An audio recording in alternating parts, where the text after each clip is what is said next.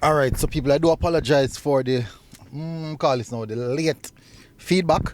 So the Reggae Boyz they finally completed the 2 day games, the 2 day basically campaign, versus Trinidad, and I have to be honest. First of all, let me be honest. The second match was poor. It was really poor in many aspects of the game, but we'll get in some details. Big up on yourself, people. Smash the like button, hit the subscribe button. Hopefully, you guys are doing good. So, Jamaica versus Trinidad, an ongoing friendly rivalry. Every time we need a game, they're always right around the corner to get a call, tend to get a good level. If it's international friendly where it's a FIFA date, you can get some good quality football because they have quality players that they can dig for in their diaspora, going up against our diaspora, going up against our team as well. And so you have a more of a balanced clash up there, but I do think that our players are superior to theirs in many sense. But nevertheless, we're still going to get a competitive game.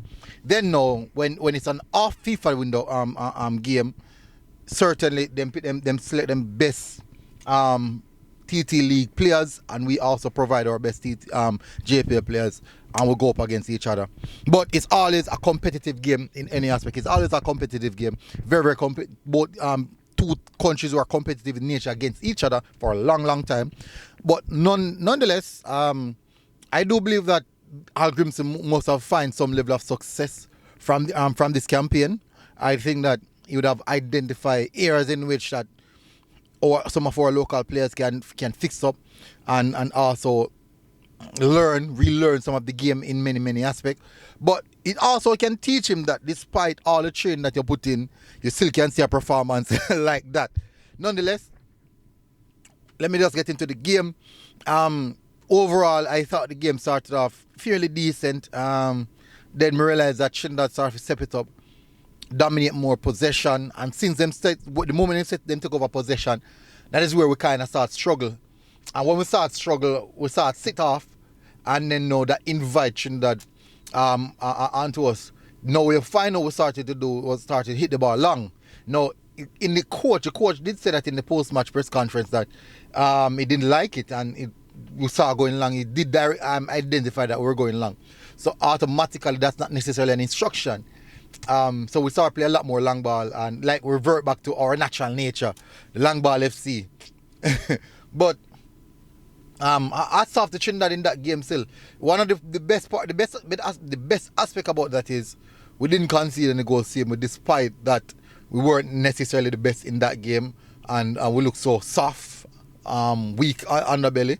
We still didn't concede any goal. We still gave them a good fight. Still made it difficult for them.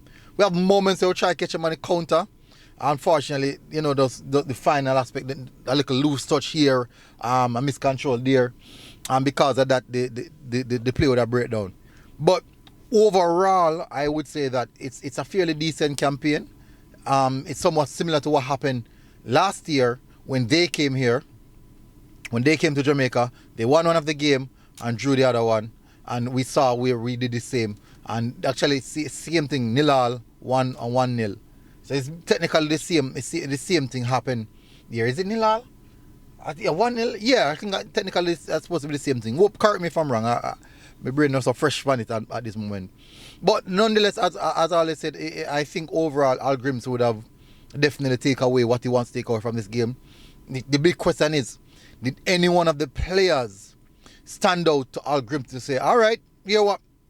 Based off this, let me see if I can bring 2 players or even 1 players to the higher level, and let's see if they can match up and work that out. In my view, if there's any player I would want to see go, I would definitely want to see the youngster Kyle Dixon make the move. I would definitely really want to see him make that move. I'm happy that he was included also in the Nation League provisional squad. I was happy about that. So I do think that he's a player that I really like. Now the thing is, is that we Jamaicans will love the attacking players, especially goal scorers, players with flair. We kind of love that. But I would love for him to get that exposure at that level, for him to see how far off he is and what he needs to work on.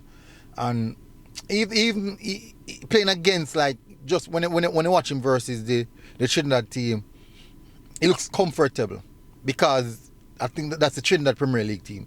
He looks comfortable because it's technically his level as well. So he looks comfortable doing his stuff, taking on players, going by players, passing by players and those stuff. Still, and even the goal and scoring the goal, because if you look at the goal that he scored, when he cut the man inside, and some similar stuff. Now, going up, if he should be in the camp where you have top players and quality players, he will learn about the moments when he should do these things, how quick he should let go of the ball. So it's quite interesting. I know many persons are going to say, boy, I don't want to see him tonight and me this and me that, I'm rated. But you don't know, say I'm all for the youths as well. If someone can get an opportunity, I tend to swing towards the direction of a youth player, because I believe that when you start pushing these players as early as possible, and when I mean push them, I mean like force them to step up their level.